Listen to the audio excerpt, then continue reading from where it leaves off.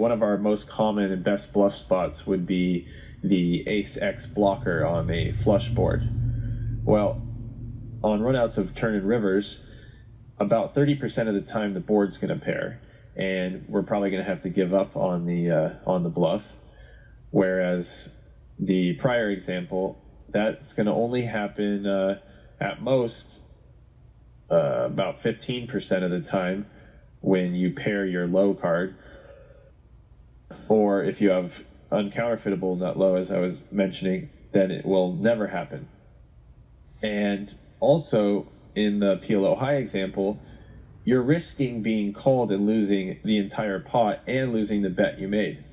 Where when you're holding the nut low, you are only risking either nothing, because if you had no showdown value for the high and you were going to chop the pot anyway if you checked, then you're risking nothing, or the occasional spot where you're going to get three-quartered and you are risking building a pot where you're going to be only getting a quarter of the pot. And those spots also, although they're not extremely rare, they're also they're pretty easy to identify, because if your opponent also has the nut low, then you can either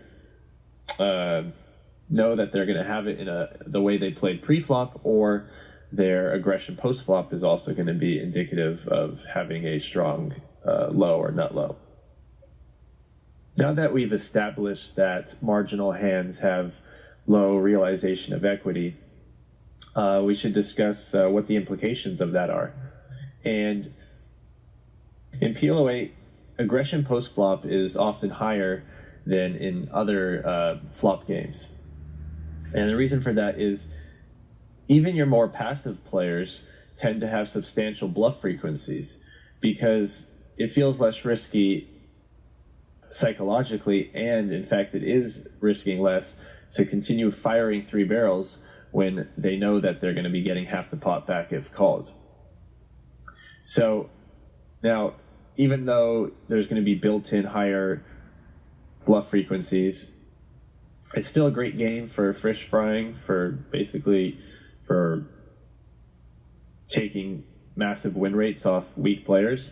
And because that's going to be the case, because the weak players are still going to be drawing for half the pot way too often, and they're also going to be calling down with those marginal two-way hands when it's fairly obvious they're getting free rolled, but they're going to hang on and hope for the best.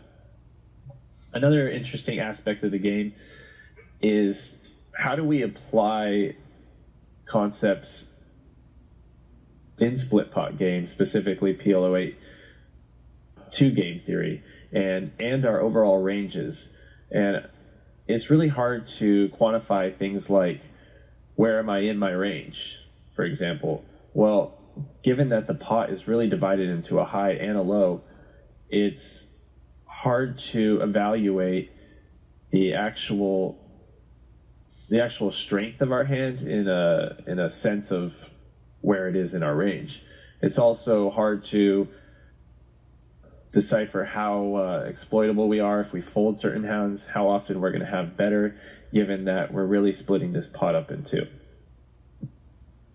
Now that I've established and discussed some of the key concepts that I find interesting in PLO8, we'll get into some gameplay, and we'll see if we can apply some of those concepts here.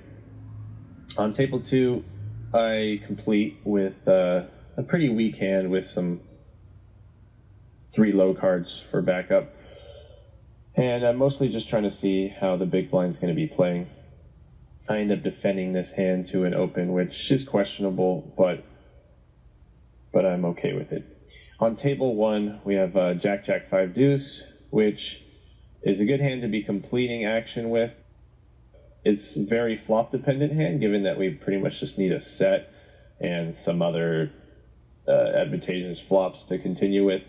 But it's worth noting that the 5 deuce backup is pretty important, given that on a lot of flops that we do want to continue with, having the low cards, the 2 wheel cards, is going to be a big equity boost and playability on certain runouts. On table 2, we open a pretty strong hand on the button. with the ace-4 and the connectivity between the 4-6-8 for some high potential as well. And we end up getting a fold.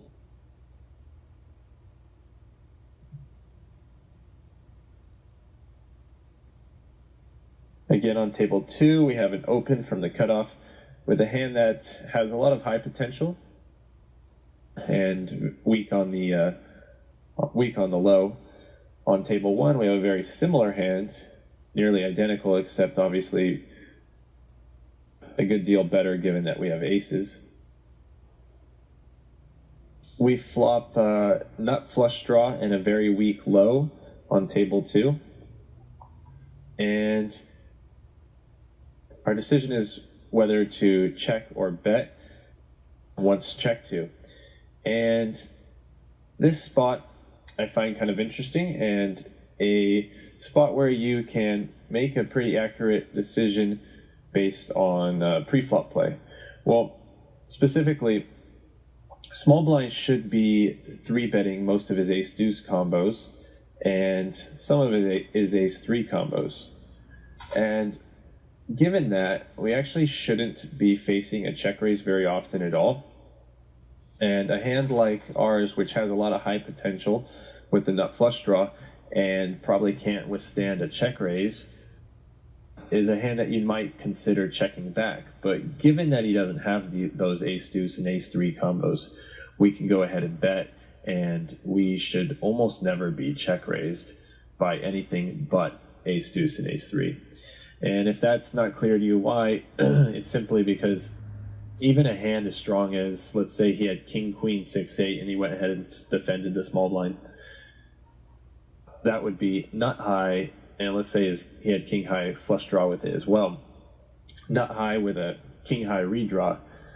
That hand is behind a hand, and a lot of hands with ace deuce. So let's say ace deuce 7-4, which is top and bottom pair with the ace deuce. We have a 4-out redraw to boat up. Even a hand like ace 3 9-8, which has 4 outs to the nut gutter, is going to be an equity favorite against king queen 6-8 with diamonds. So given that we've reduced his combos of ace deuce and ace 3, we can go ahead and bet pretty easily.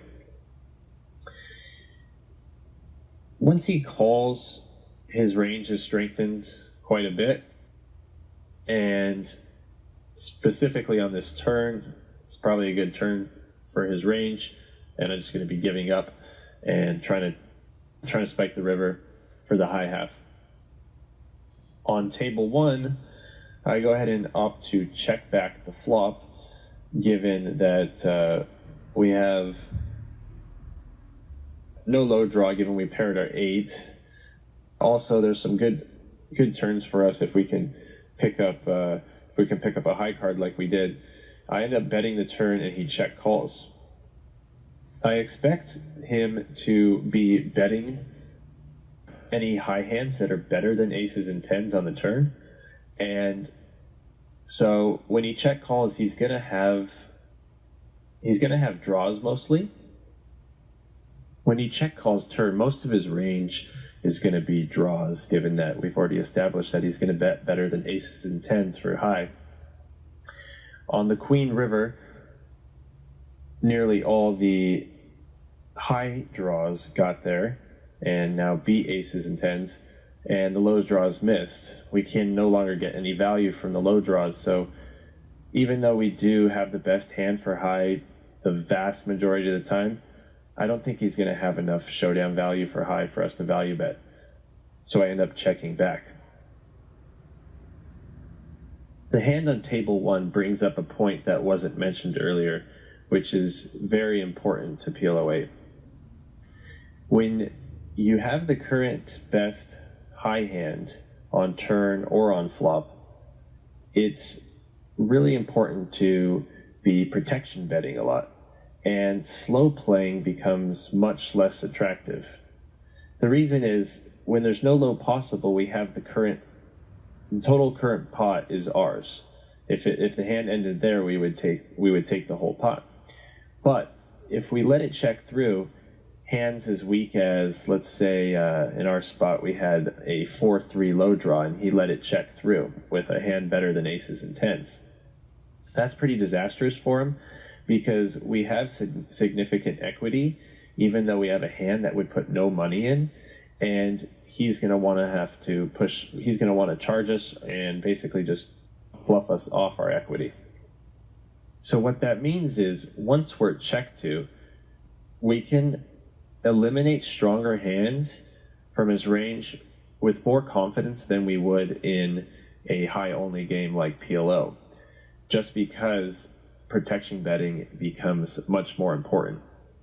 So hand ranges become a little bit more face-up unless people start getting really out of line, like if he knows that I'm just betting and barreling a ton, then he can go for some more check raises.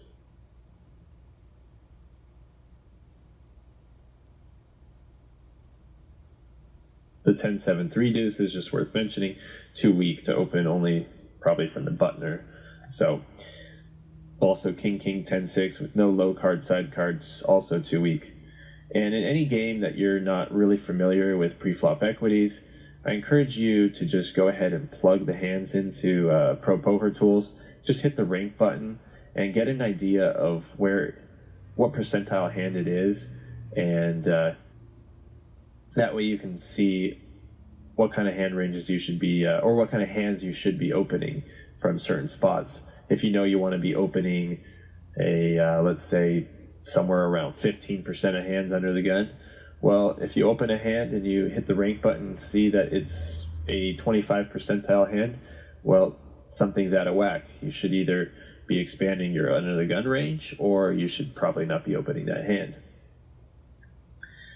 On table 2, we open a ace queen 10-5, and it's a good flop for us. On a jack 9-7 2 clubs, we flop open ender and flush draw. It's worth mentioning that if we were trying to employ a GTO strategy, this is probably a flop we would be checking the majority of the time, and possibly always. The reason being, most of our pre-flop range from any spot, but specifically under the gun, is not going to contain many pocket 9 combos, many pocket 7 combos, not even many pocket jack combos, certainly not many 10-8 combos. So in other words, we're going to miss this flop. We're not going to connect to this flop very strongly. Now, in a vacuum, we have a hand that really likes to bet because it's strong enough to bet call, and it doesn't have much showdown value, so we don't mind if it folds as well, if our opponent folds.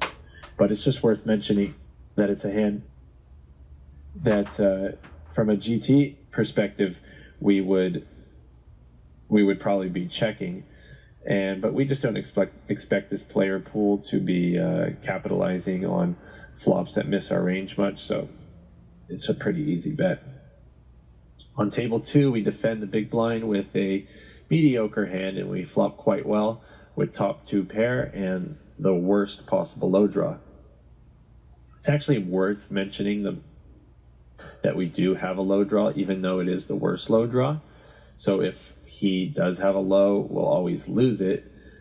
But the times that he has a better high hand, so just specifically the times that he has a set, the 7-8 low draw does add significant equity. So our decision becomes, do we call flop and get it in on a turn, or do we raise now?